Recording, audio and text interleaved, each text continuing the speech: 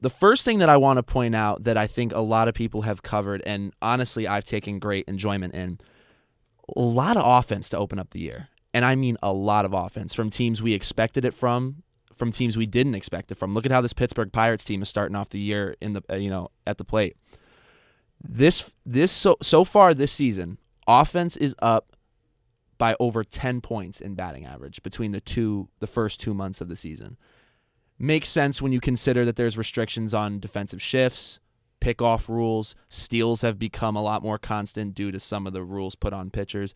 I wanted to get your guys' thoughts on what you've seen so far in terms of how these rules have affected just the general offense you've been seeing.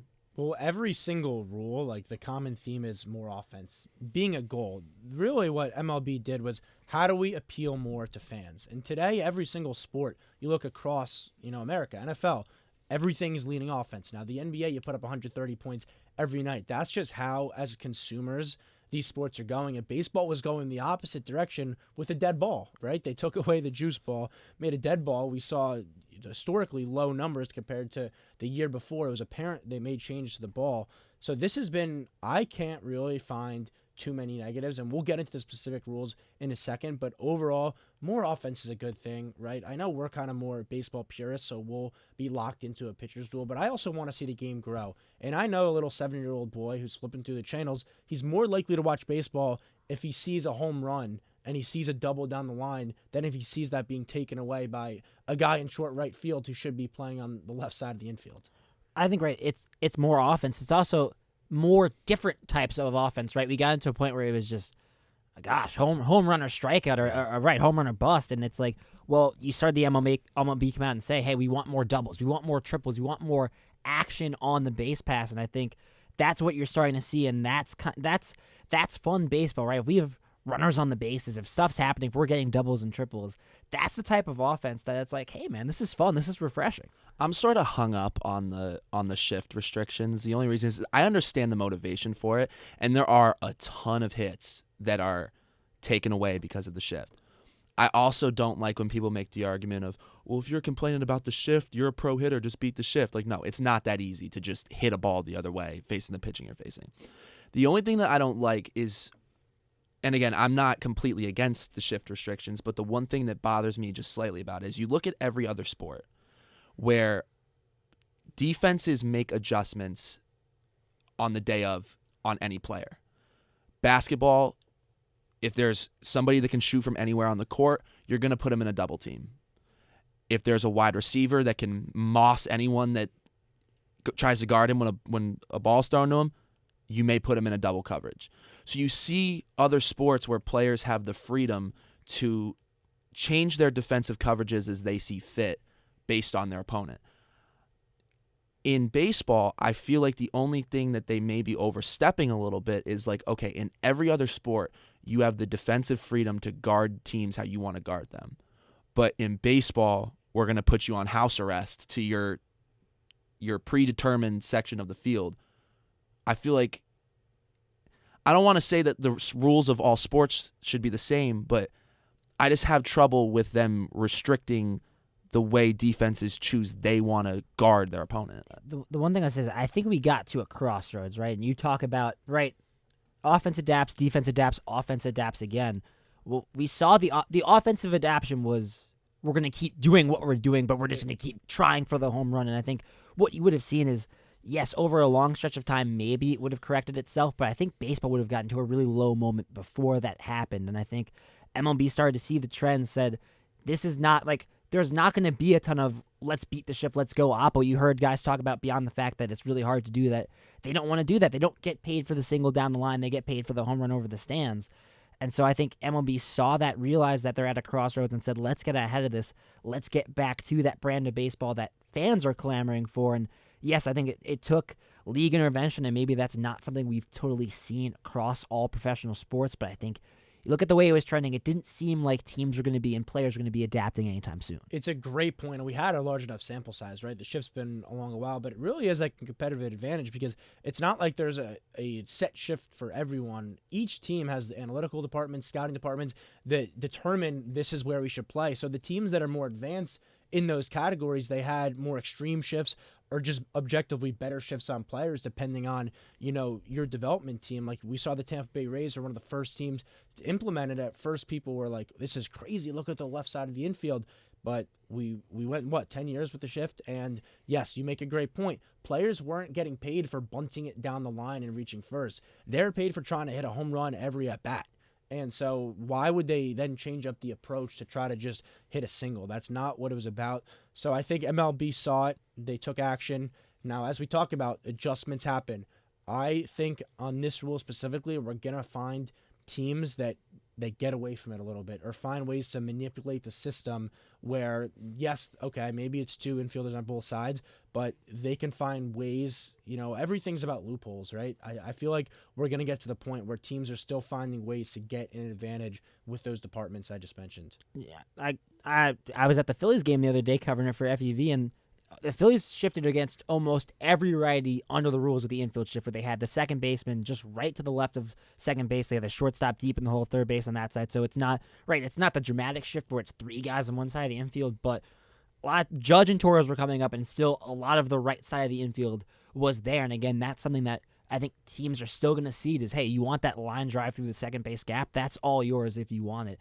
I do wonder how creative we see some of the shifts. I think, you have creativity in the outfield still, right? Where if you wanted to take your right fielder and put him in the shortstop hole, or if you want to take your left fielder and put him in deep second base in the outfield, I think you can still do that, but it's a lot bigger of a risk. You're going to leave all of left field wide open. Go on and try it. Which I'm glad that they didn't overstep on the rule and regulate into the outfield in terms of how the rule is upheld, because then I feel like you would have gotten a lot more pushback had that been a regulation that they made, because that's a big step, especially when you figure the ground that they have to cover, and especially hitters that can spray to any part of the field.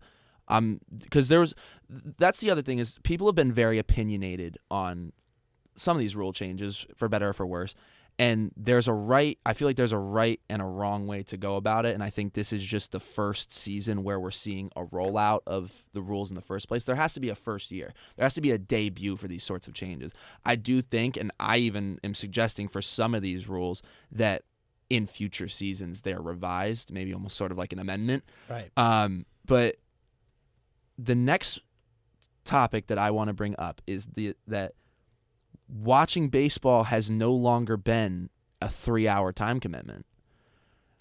The main goal of the pitch clock was to make the game more efficient. It was to make it faster moving, less sitting around, because nobody wanted to be sitting at a TV or in the ballpark and watch a pitcher take 40 seconds in between pitches. Nobody wants to see that. You're paying to watch nothing. The average length of all games this season so far has been 2 hours and 38 minutes.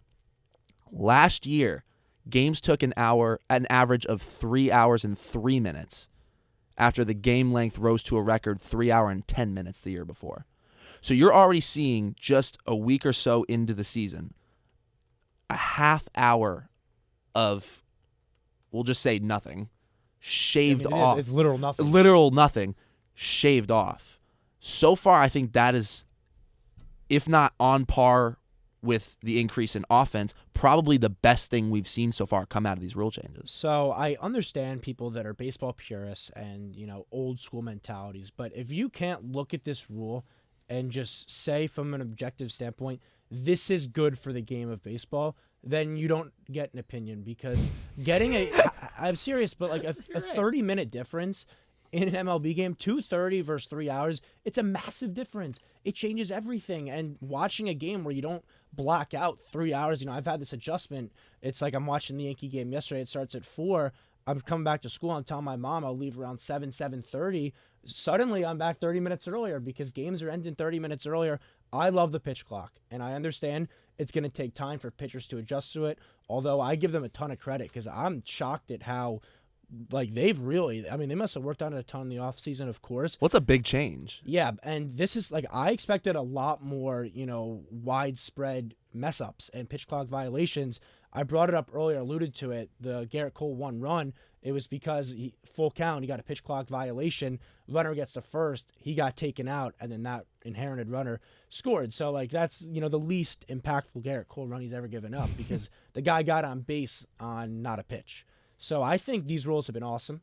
And the time of the game is so important because I'll sit and watch a 3-hour game, but the attention spans are just getting shorter of this new generation. And baseball has taken that approach of really trying to get the younger audience back into the game with how the demographics are so widespread, older people. This is a way to do it. You have to make games shorter. And I like what you said there.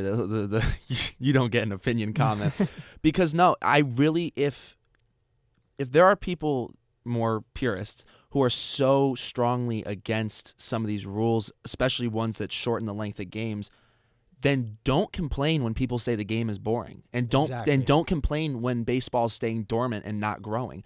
I've played baseball my entire life. It's been my favorite sport since I learned to walk, and I've had people all throughout my life hear me, friends, anyone, hear me talk about baseball and just be like, Jack, I do not care. Like it's like watching paint dry, and it would suck because I'd be playing the game, I'd be playing travel ball, I'd be playing school ball, and it'd be amazing, and I love playing the sport, but I'm realizing, there's a strong difference between when you're obviously on the field playing it and when you're watching it, and nobody wants to sit there and watch pitchers take 40 seconds in between pitches. I love it. I think we're getting closer to that. I'm a big hockey guy, right? And one of the things I always talk about with hockey, it's like you can't look away from the screen. So much is happening. It's like you have to stay locked in. I'm not going to say that baseball's like that, but we're getting a lot closer to it. It's like you can't just go off somewhere for a minute and a half. You might miss 2 at-bats. You might miss a whole inning. People are talking about like they're going to get at the ballpark. They're going to get this to get food, and they're missing 3 innings. And it's like stinks for some of the people in the ballpark and with some of the lines, but it's good that the pace is increasing, that we're seeing more action. And again, you're cutting out literal downtime, so it's like it's not really affecting the product. You talked about how we're not getting that many mix-ups, and I think that was something that, the Rules Commission, they came on, they talked to John Boy Media about it, and they said, we tried it in the minor leagues, and there is an adjustment period. It takes about a month or so, 2 months, and you see the violations exponentially get lower and lower to the point where it's not a problem. People get used to it. And I think we're going to get to that point where it's just going to become, we're going to get used to games being a lot shorter, and that's a good thing. It's a great thing. And the one other new rule that I feel like we should touch on is the bases. I didn't think this would make that much of a difference, but stolen base numbers, Jeff Passan tweeted this the other day, and you kind of alluded to the time of game, which I think was also in the tweet. For the first 4 days of the season, so 50 games, each stolen bases this year, 70 for 84, 83%.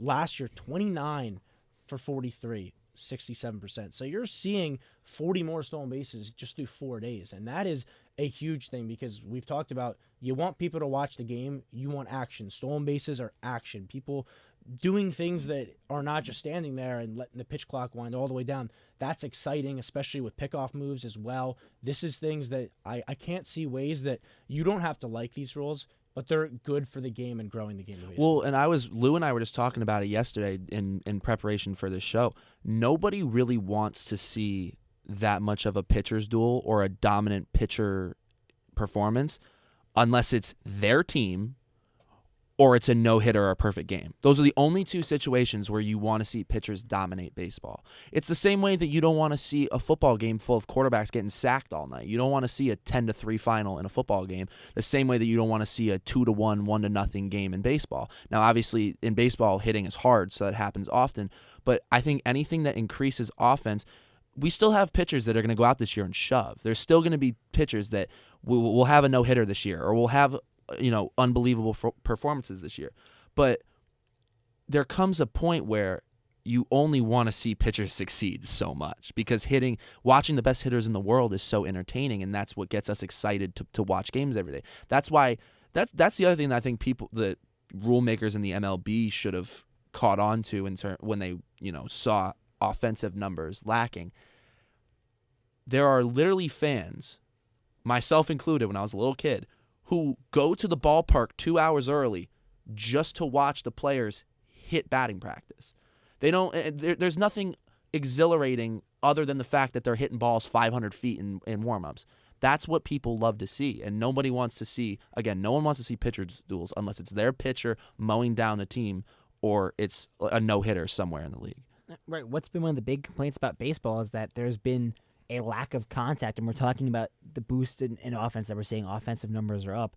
I think one of the things that people projected with the pitch clock is that pitchers have less time to recover between pitches. That means velocity is going to go a little bit down. That means it's going to be harder to go out there and do what Hunter Green does and just throw 100 every time. Like, that's going to become more of a rarity where every pitch is 100 miles per hour. And that's going to mean more bat to ball, more balls in play, more action. And again, that's when we talk about just action and making things happen in the base path, is where it's not just swing and miss, swing and miss, swing and miss, home run.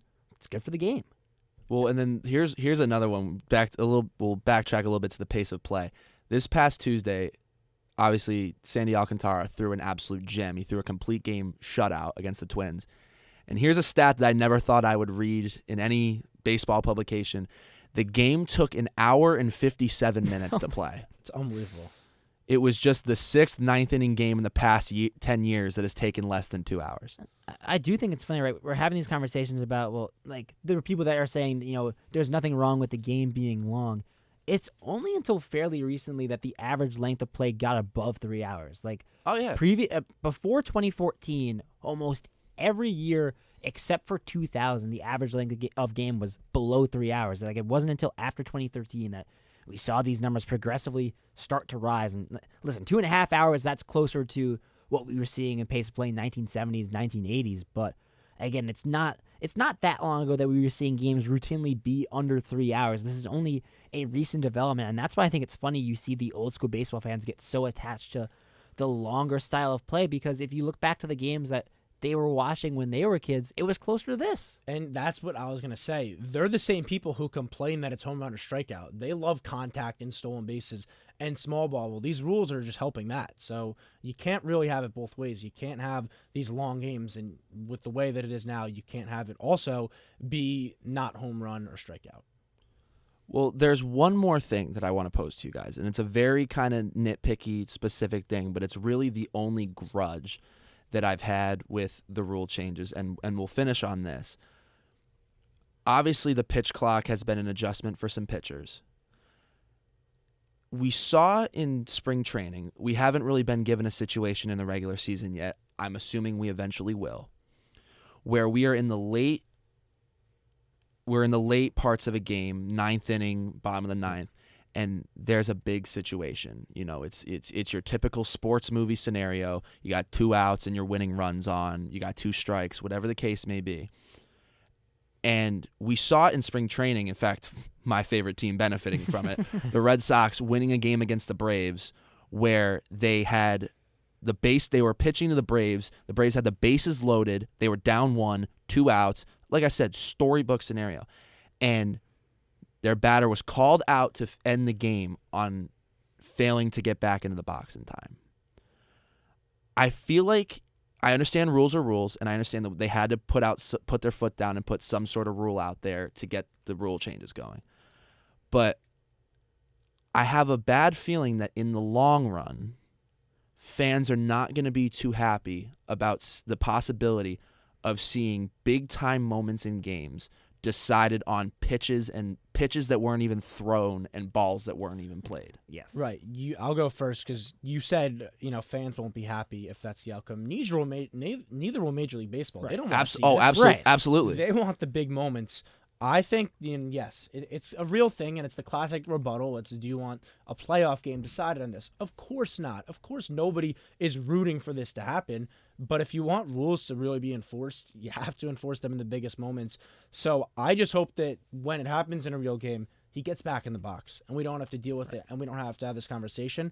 Now, at some point, yeah, there's going to be a game decided on a pitch clock, and people are rightfully not going to be happy. But at the same time, you'd have a lot more time to be upset because you saved hours on your life watching baseball throughout the year with the shorter games. Yeah, it's right. You never want the game to come down to a pitch clock violation. I'm kind of in favor of sometimes the way the NFL does the play clock, where the play clock winds down, they give an extra little second, as the buzzer goes off and the umpire's belt. I think that's what lets them know the pitch clock is maybe give another beat before you blow the whistle on it. It's tough, right? Because I think we have seen it at least come into play for the Yankees. Camilo Duvall came in and had 2 or 3 pitch clock violations in the 9th inning and ended up being a game the Yankees lost, but they loaded the bases. They had the tying and winning runs on base, and Duvall walked a couple of batters, and one of those at bats there was an automatic violation there as well. And I think the big conversation that comes up with this is, right, you don't want these big moments ruined by the pitch clock. You also sometimes think back to that Trout Ohtani at bat. Like, there was a lot of time in between pitches, but like that helps build the tension. And my pushback to that has always been, watch like old World Series games, like 1986 Mets run. If you watch those games, pitchers move quickly, and we got into the bottom of the ninth. There was tense moments, and it's not like they were waiting 30 seconds in between pitches, and the tension's still there, the excitement's still there. That will just about do it for today's baseball talk. When we come back from break, we have a big-time interview with Fordham Athletic superfan, Fordham Helmet Guy. Stay tuned. You're listening to One on One.